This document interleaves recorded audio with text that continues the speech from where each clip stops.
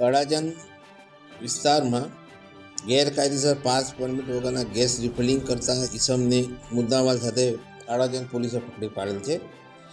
એનામાં પોલીસને બાતમી મળેલ હતી કે એલપી સવાની રોડ ઉપર પાલનપુર રોડની બાજુમાં કેટલાક જો ધંધો કરે છે ગેસના બાટલાનો ને એનો, એની અંદર અલગ અલગ કંપનીના 11 જેટલા બાટલાઓ પકડી પાડેલ છે. જેની અંદર આરોપી તરીકે દેવરામભાઈ બુધાભાઈ ચૌધરી છે, એ મારવાડી છે અને મૂળ રાજસ્થાનના રહેવાસી છે અને અહીંયા વીર સાવરકર ઉગત કેનાલ પાસે રહે છે.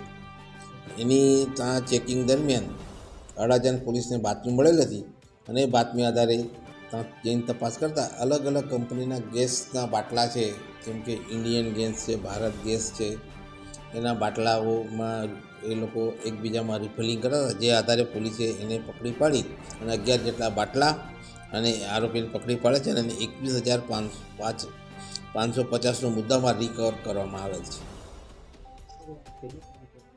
આ અત્યારે છેલ્લા 1 જ મહિનાથી આ ધંધો કરતો હતો અને પોલીસે એની બીજી બાતમી આધારે એની પૂછપરછ ચાલુ છે અને પૂછપરછમાં કંઈક વિશેષ માહિતી મળશે તો જાણ કરવામાં આવશે.